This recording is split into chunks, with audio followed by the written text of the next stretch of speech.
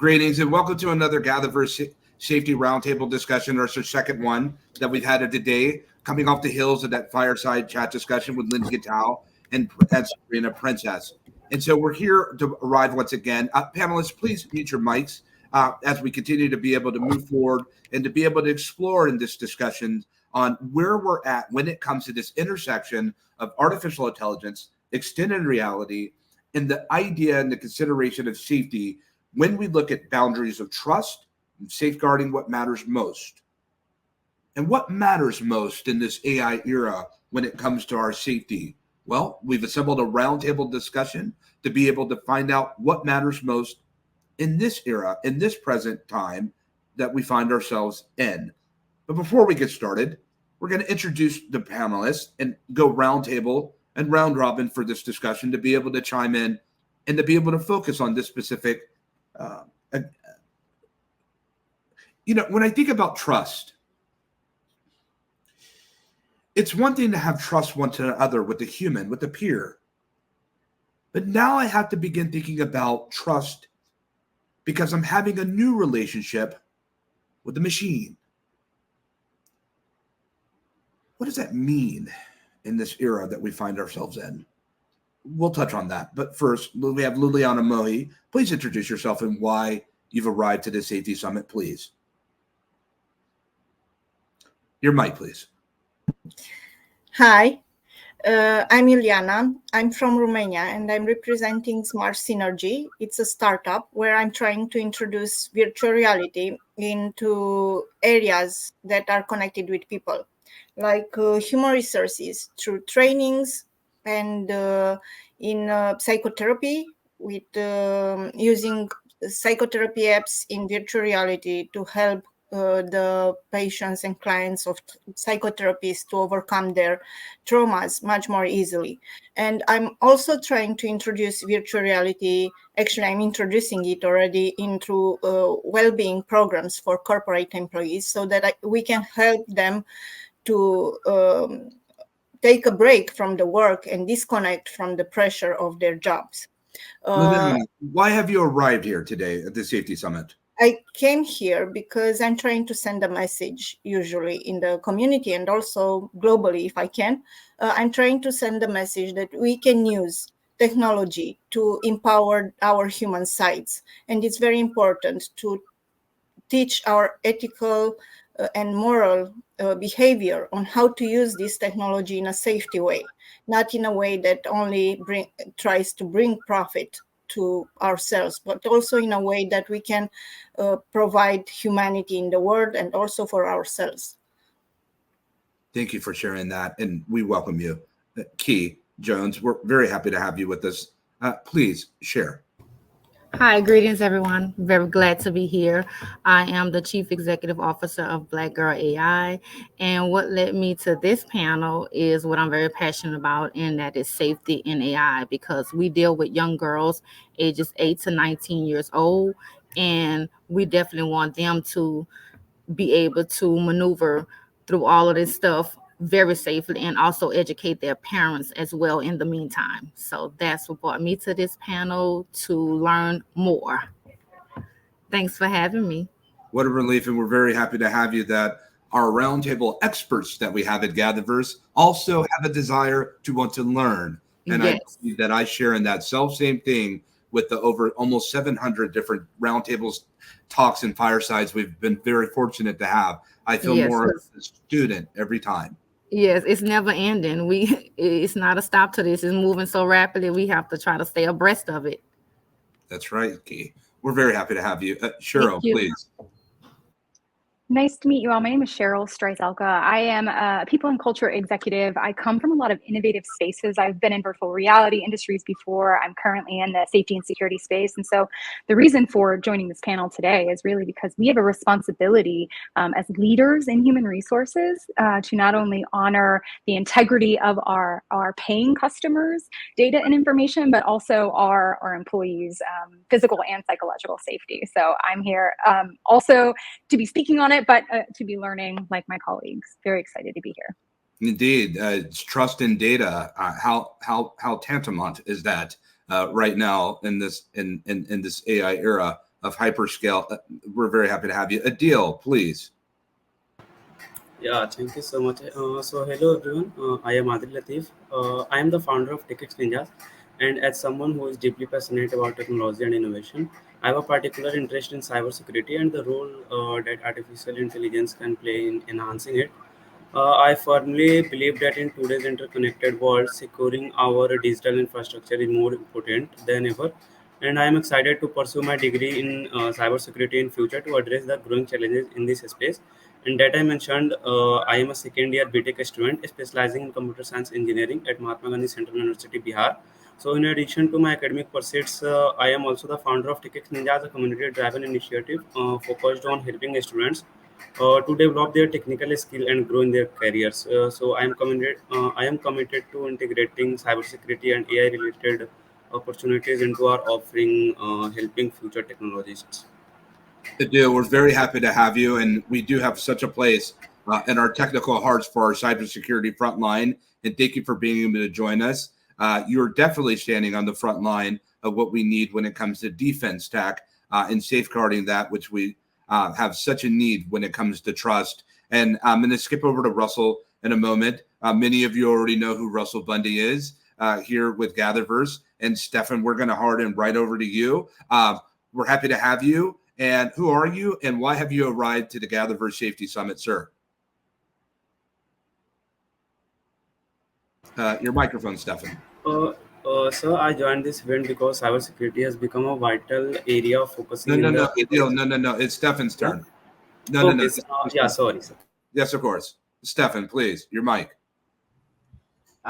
Thank you, Chris, and hi everyone. My name is Stephen Mwasia. I'm based in Kenya, Africa, and the reasons why I arrived here today is that I love when we mobilize in communities in matters of cybersecurity safety, because trust is the most valuable commodity within institutions and our communities. And I'm just here to learn as well as others and have a discussion around how best we can ensure that any development is done in a safe and secure manner, and to ensure that our communities are safe across the continent as well. We absolutely want to make sure that our communities are safe. Forgive me for calling your name Stefan instead of Stephen. Forget that. Okay. We're very happy to have you from beautiful Nairobi, Kenya. Yes. I've never been, but I've heard really incredible things, and there's really brilliant minds that are out there. We're really happy to assemble with you today. We're going to heart over to Tess. She is no stranger to the GatherVerse ecosystem, this global ecosystem. Tess, we're very happy to have you with us, even that we see that you're in transit. We're very thankful for your time, just as we are for everyone else. Please briefly share with who you are and why you've arrived at this discussion at safety. Yeah, thanks, Christopher. I'm Tess McKinney, and I own a company called X Renegades. We kind of help schools and education, and kind of why I'm here. I really want to help education and healthcare accept AI. I have a lot of schools who are we're starting to ban phones and ban AI, and they don't really understand it. So I want them to be able to understand that it is safe, and there are ways to make it safer. I always look to learn because I'm always learning about everything that's out in the world.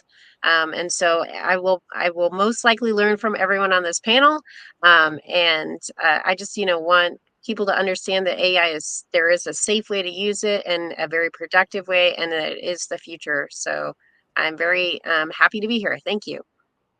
Tess, let's lean in with you because I kind of want to jump into this because given your background as an XR expert, audience, for those who may not be familiar with the verbiage, extended reality. If you look at Fei Li, who's a brilliant mind when it comes to artificial intelligence at Stanford, she just announced her pursuits when it comes to spatial intelligence, and just in fact was raised $250 million based on this. Some of us will call it the metaverse, some will call it immersive technologies, some of it just call it VR, AR, MR. But here's the point.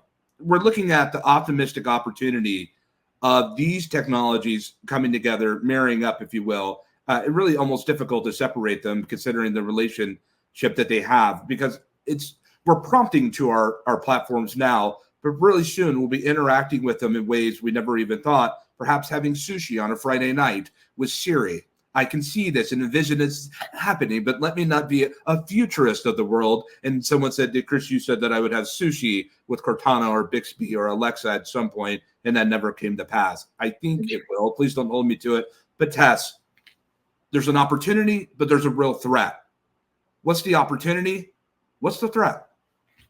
Yeah, so the opportunity is unbelievable. I currently already have, companies who are embedding AI within healthcare applications so they can create any scenario, anything you could relatively think of, and you can throw different things at students and make them understand, so that's really a big opportunity for healthcare alone, just to make sure that, you may never see a student or a patient may never have Ebola, but you still need to learn about Ebola. You still need to be able to see it and feel it and understand what it's like, and be in that instance. And so that's a huge opportunity to be able to see that kind of disease without actually being in person with somebody and having that disease. So I think there's a real big opportunity for any kind of student. I've seen a couple AI applications come out already that have already had like clinical different scenarios. You could kind of throw anything at it you want and it'll throw stuff back at you. But that also becomes a problem. So I think a lot of people in the world are trusting that, Chat GPT can answer their medical questions, which becomes a very, very big issue. We don't want the mass public to think, oh, well, I don't need to go to the doctor. I can just ask an AI, what I can give it my symptoms. And eventually we may have some of those, but it's still, if someone's having chest pains and, they have radiating down their arm, they also need to go to the hospital. We don't want them to be like, oh, well, Chat GPT told me I was fine. That becomes a very leery, kind of questionable, use case for AI. So there needs to be more public education about these kinds of solutions. I have people who are very afraid of them, but there should be kind of a mix of both, but everyone should be educated. And it's up to us, everyone on this panel and everyone in, the technology world and the healthcare world, to kind of get together and make sure that the public is educated on that. So those are kind of my big takeaways from it. I think it's going to change the world. It's already doing that. Definitely in the world of learning, it's going to change, and people do need to adopt it. They just need to learn about what it is before they do that.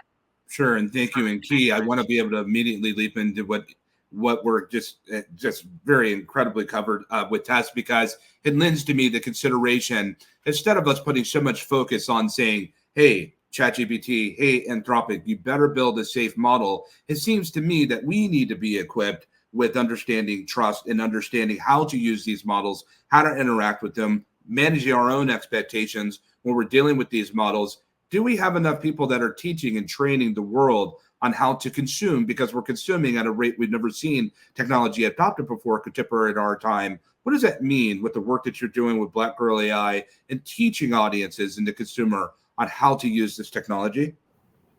As we all know, that's very important. So it means a lot in the education sector, because we know that a lot of people are still misinformed. And as Tess said, a lot of people just don't want to learn about it. They shying away from it, but it's here to stay. And we all know that. And again, the students and the parents need to be educated. So it just needs to be a public-wide thing. Well, we have to try to keep everybody informed. So this panel was great. I hope it reaches a lot of parents and a lot of students, so they can really start also getting these nuggets and wanting to be informed instead of shying away from it.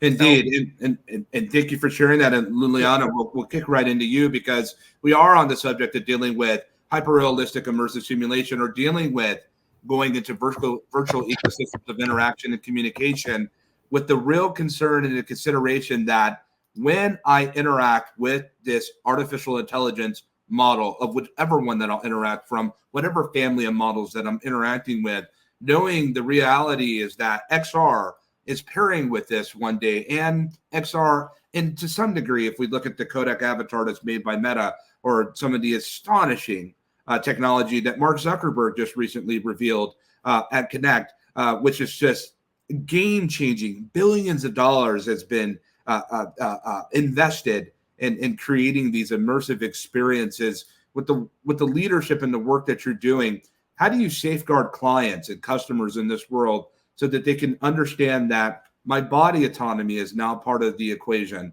My voice, my speech, my sound, my sight, all of that, my emotion, my disposition, my character, all of that is subject to data. And Cheryl, we'll get over here to you in just a moment to deal with that. But Liliana, we're heading into frontier intelligence world of spatial computing, unlike anything we've ever known before. Are we prepared? And if we are, how are we preparing to be able to safeguard, to bring trust for us going into these immersive systems? Well, I think we are not prepared. First of all, we have to prepare ourselves to educate ourselves on how to perceive AI. Then how we can use AI and how we can limit ourselves on using AI, because AI has a very huge potential. It has a very huge potential on changing the world. And we as humans, we need to work a lot with us to understand ourselves, to know ourselves, and to know our personal limits, and to put limits, put boundaries on our needs, because sometimes the need for power, it's much more bigger than the need of the society. And people, for having power, will try to control many areas with artificial intelligence. And for this, they have to educate themselves to control their need for power. And for future education, I think we just have to start to educate our children, to introduce AI into schools, to introduce AI into the professors' curricula, so that first they have to to educate and teach the professors from schools, from universities, on how to perceive AI, how to use it, and how to limit themselves on using it, how to share valuable, ethical, and moral values to their students, and then teach the students on how to use AI with ethical responsibility. Sure. And how to introduce AI into the society with ethical responsibility. Because if not, the children from today will be the ones that in a few years will control the AI, but maybe they will control the world. And this will be very strange and very dangerous for the humanity. And haven't we learned from the search engine generation that I come from in the Oregon Trail days, where we were just sat in front of a computer, say, here, use this, type into one of these, use a mouse, and have fun. Go work at it and figure it out yourself. It seems to me that instead of bringing our children in academia and putting them in front of AI and saying, have that and figure it out, or this is what this is, why not have a little bit more dialogue with humans before you enter into this sphere of using these very erratic, these very misinformed, misguided models that we're using? We'll touch on that in just a little bit more. And Russell, we're going to hard into you, and then Stephen, you're up, and then Adil. But Cheryl, right within your title, head of people and culture, as Simon Sinek once said, people don't buy products and services, they buy culture. The culture, every time I know that when I would go into that search engine, I'm giving up some of my data, my inquiry. It's taking that and saying, Chris likes to look at stores that sell avocados, and it tells all these stores. And now I see ads for avocados. This is a little bit different when I'm putting this in, because my search engine is talking back to me. In fact, it's looking at me, it's talking, it's holding a conversation with me, but it's my culture. I know that every time I communicate with my model, a part of my culture is being captured into data to be used to be able to train other models in the future. We're talking about data, everyone, ladies and gentlemen. What does this mean when we're talking about the safety and trust of my data my expression and voice, my culture, my autonomy, my anatomical structure when I'm in immersive environments. When it comes to trust and data, how do we trust these platforms now that we have to use these tools? It's not a question of if anymore. Many people have to use these tools within their companies and organizations. There's no options on it. It's barely rare for an option to be on the table, whether I use it or not. If you don't use it, somebody else will, and they can replace you. Fine, we know that. We heard that story. What about me? What about my autonomy? Does that count? Is there any consideration for safeguarding that trust? How do I trust you, OpenAI? How do I trust you, Anthropic? Cheryl? I think that your autonomy, everybody's autonomy, always matters. It always matters.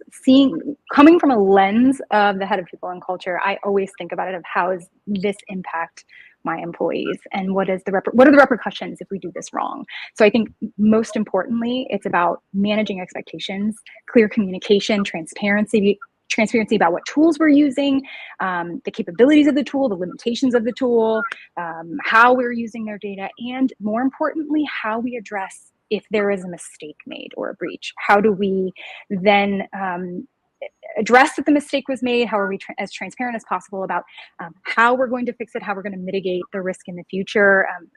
That's, I think, how we preserve the trust of our employees today, is just communicate as much as possible about what we're doing and why. I hope that answers your question.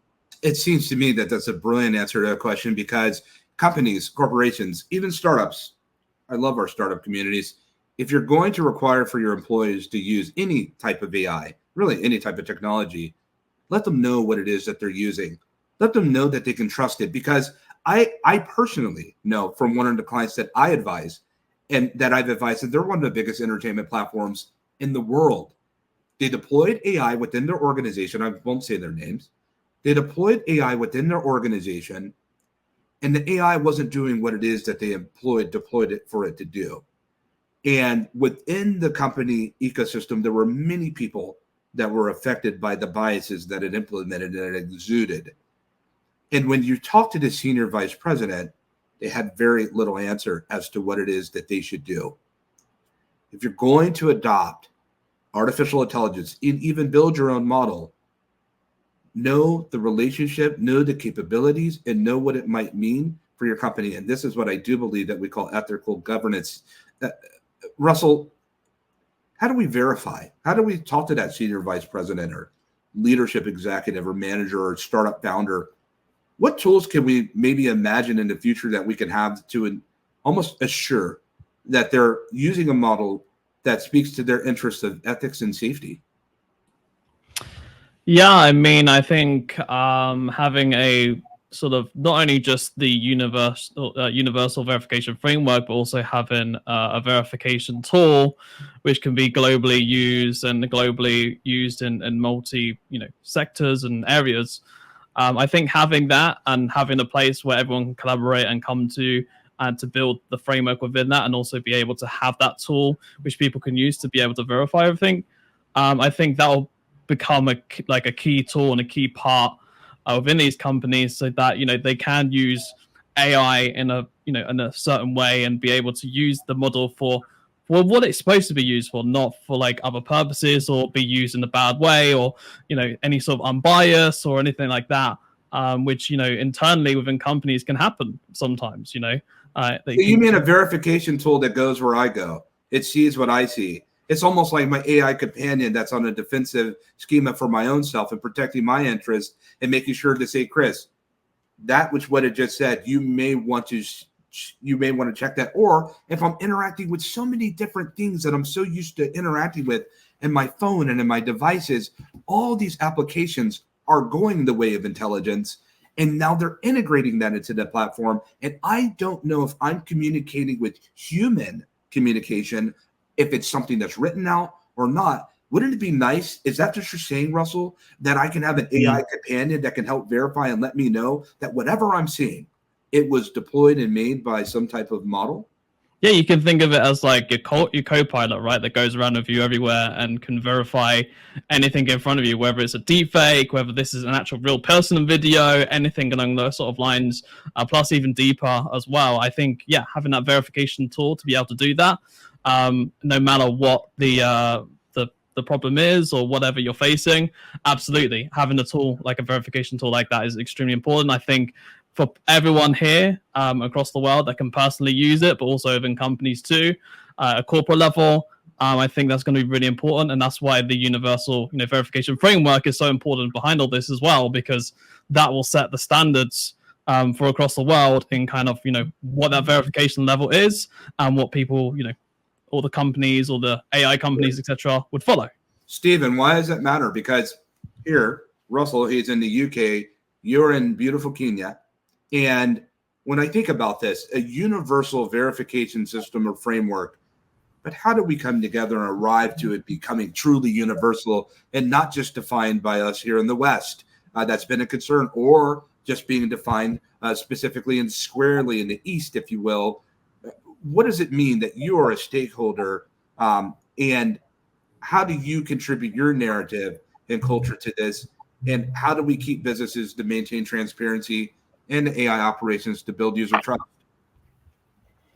Yeah, so I will go with 3 ways in which you can businesses can maintain transparency, and the first one is understanding algorithms, whereby when we are building AIs and AI systems, we build AI systems in a transparent and in an explainable way that allows humans to understand their decision-making processes.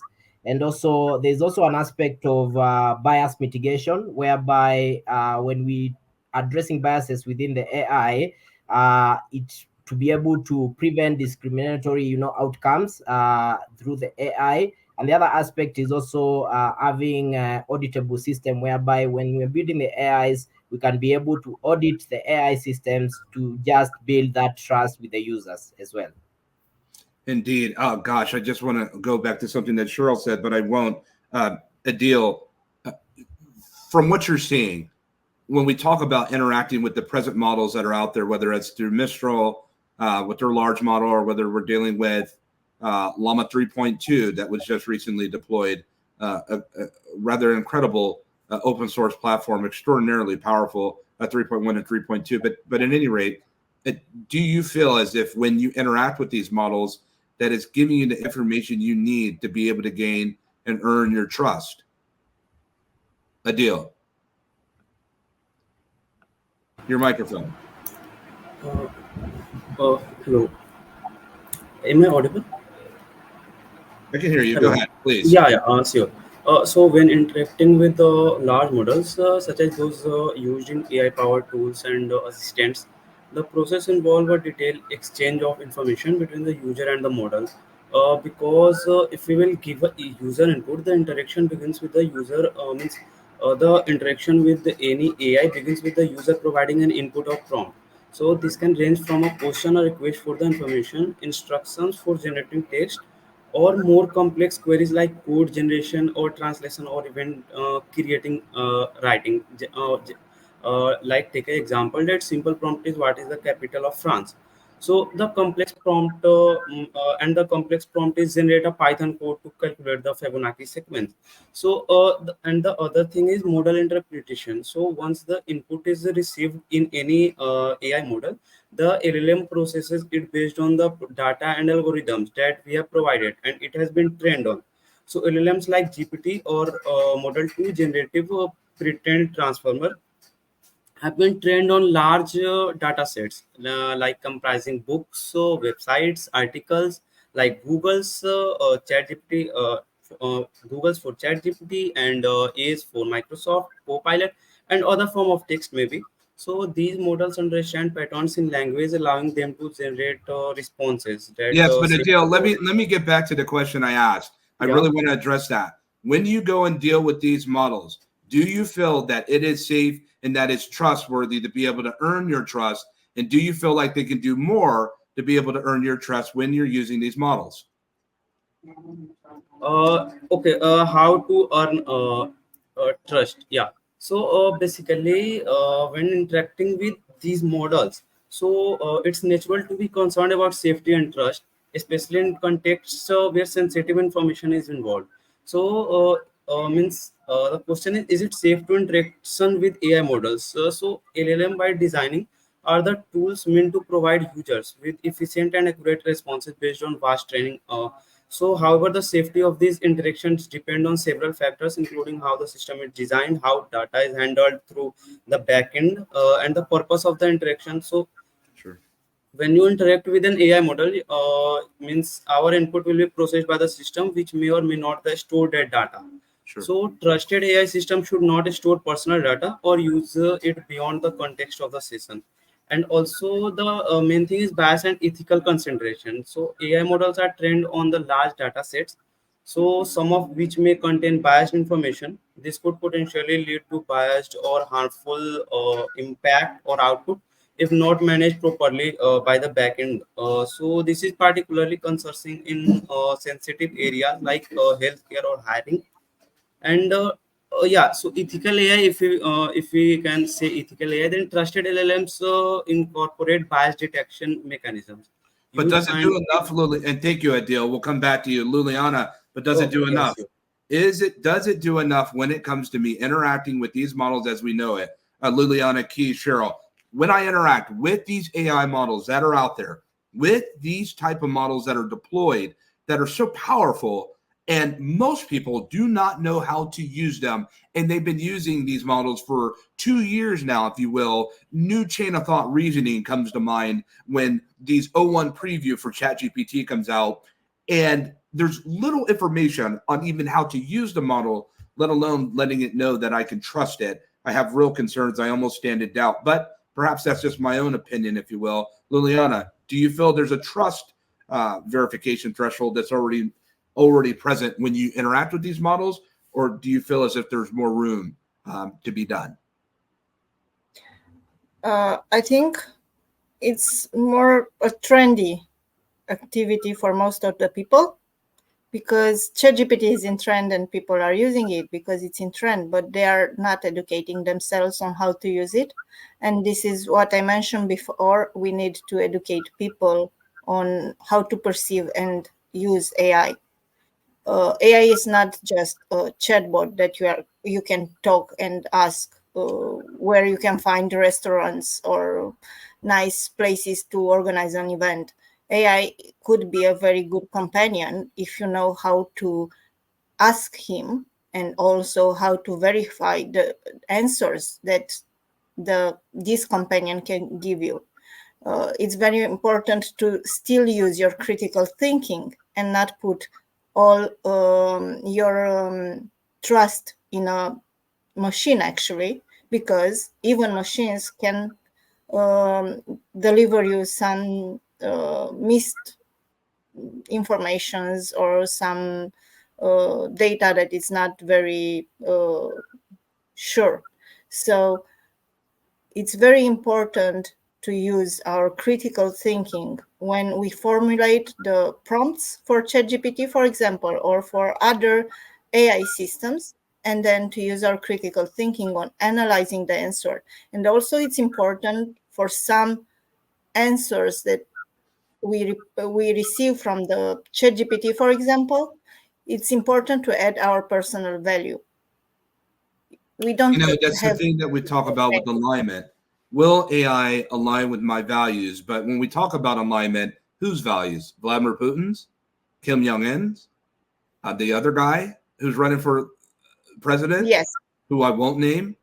When we talk about values and ethical values, I find that very interesting because right now I see scores of technology guys, which there's such a disbalance when it comes to who's building these models. Let's just keep that real, Key.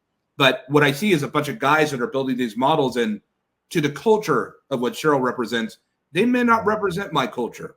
And their models may not be identifiable from me because I don't understand the inherent opportunity with it. Oh, I do speak to, we need to hire the people that we want to use their products. But anyway, that's a whole different narrative and discussion because I think it makes it more better. If it talks about verification, is it verified to your standards or is it verified to all of our standards? But Key, do you trust these models enough to use them now? And does it make sense for us to start thinking about relying on the model maker to build safeguard parameters and trust mechanism in it, rather to equip our own selves to be imbued with safeguard and trust and be highly aware of what it is that we're using more so than what we realize now? I think that's a two-way street. I think we have to learn it and be aware of it, but we also have to hold them accountable. So who's going to be accountable for all this? Them. So it's a two-way street. We need to hold them accountable, and we need to hold ourselves accountable to continue to learn and use these products safely. How do we do it? Audience in the world, how do we hold accountable a trillion, multi-trillion dollar platform that is so wealthy that it's acquisitioning billion-dollar unicorns? How do we hold them accountable? Do we say, I'm not using your product anymore? They could care less. How do we write them a note and a letter? It's probably going to get received by AI. You'll probably get it nice, generous, well-articulated in the realm of the delve of the experience. We like to ensure that we received your letter test and that we would like for you to understand that we're dealing and addressing these concerns. I know it wasn't Sam Altman that wrote that. It was a robot that he made. Tess, my real considerations, Tess, as we hop into this, is that I know that these models are becoming much more capable. And as we've expressed before, what happens when the technology becomes more advanced than the technologist? And we have to lead. But even with the leadership level that you're doing, you certainly can't keep up with the pace of everything that's being deployed. What do you tell your clients that are entering into in these corporations, these big corporations that you're dealing with, that are about to enter into this immersive hyperreal environment and ecosystem? How do you confide trust in them? How do you equip them to prepare for what's ready when it comes to safeguarding and protecting that which matters most? Yeah, it's difficult. Definitely forewarning them that the AI is not always correct. And I actually wrote a white paper with some colleagues, and we utilized ChatGPT within it. So we, used it as a reference, but it wasn't a reference. So we made sure we double check things. A lot of times, a lot of these AI tools are not fact checking. They're just making up something because you're really simply asking them a basic question. So I always, make sure to go to the verified sites, make sure to tell people, there are verified sites, go back to an encyclopedia, there are those kinds of places that are, the John Hopkins of the world, the verified institutions that have already, gone through and vetted all this information. We just have to be very careful. And like I think Liliana said, we have to educate people before they start and that's kind of, a lot of people have said, this is a buzzword. This is a buzz kind of word technology that people are very interested in. They want to try it, but they don't really understand the consequences of it. And so definitely educating more people. I try to have I teach a class on AI ethics because I think it's a huge, huge issue and a huge problem. And I teach a class on my kind of thing.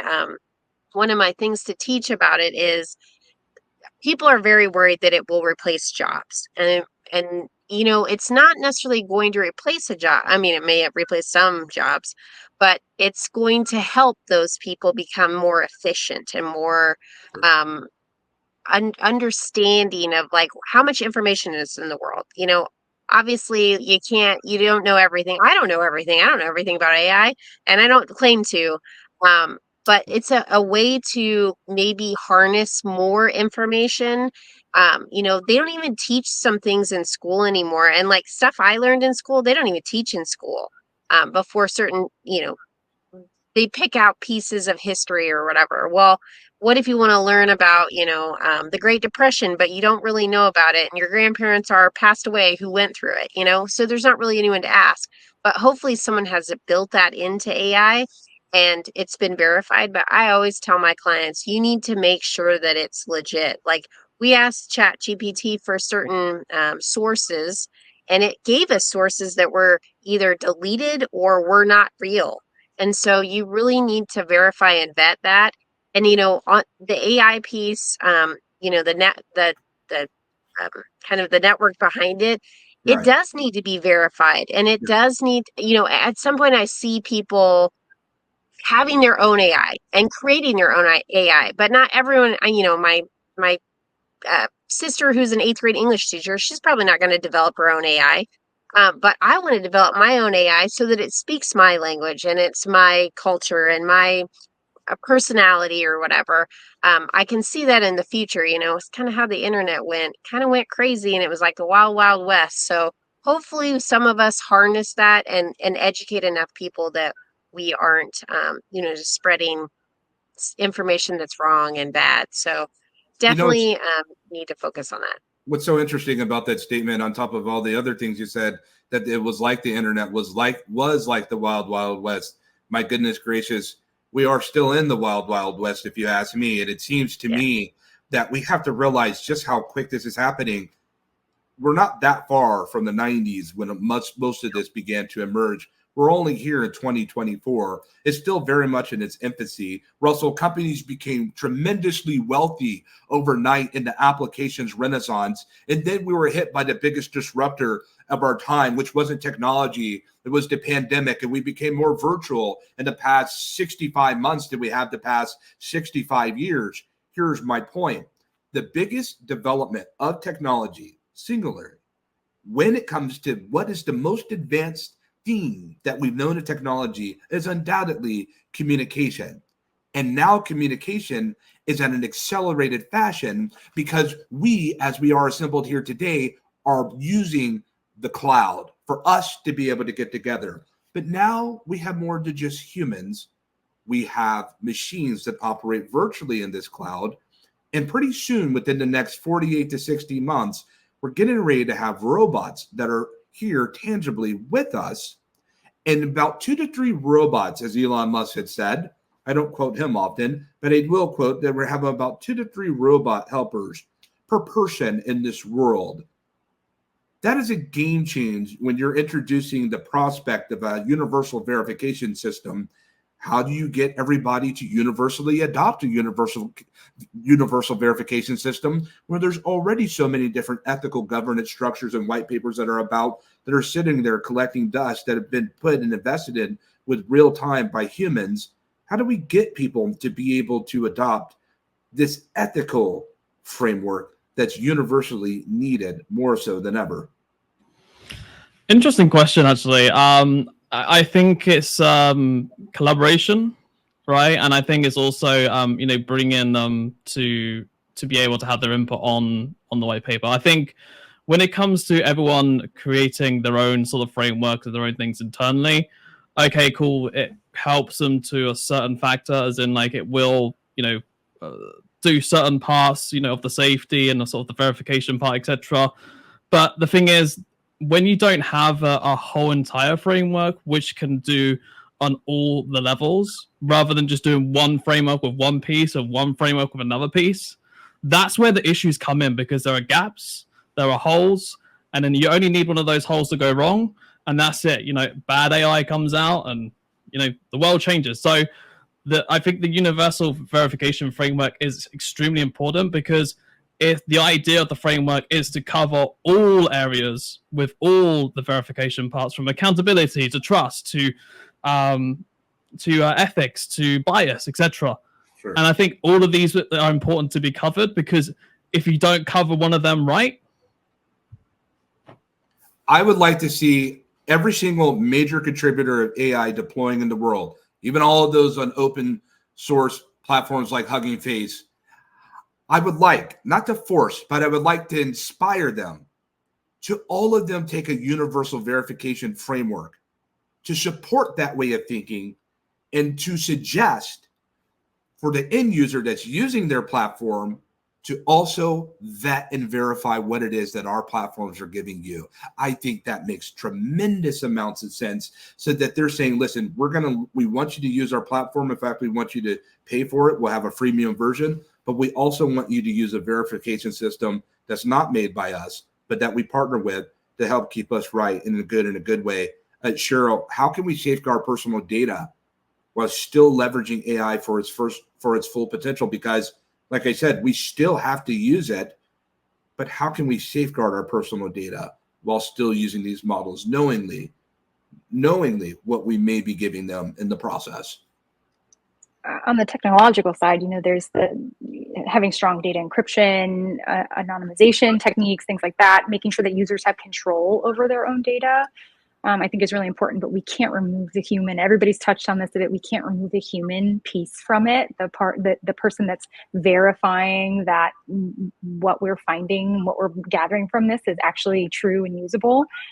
When HR teams use these tools in recruitment, talent management, to find people for promotions and hiring and better HR analytics, things like that, none of that can be done without a human on the other side of it to verify. So I think it's just holding ourselves accountable to the data, as the team mentioned, and then making sure that our technology side of the house is on top of it and with high levels of integrity. Indeed, that matters just the most. And looking at that ECE framework, ethical collaboration, and thinking about collaborative decision making with these models, and the emotional and social learning aspect of the relationship of the human in the loop and the model itself. Stephen, and we're winding down here, everyone.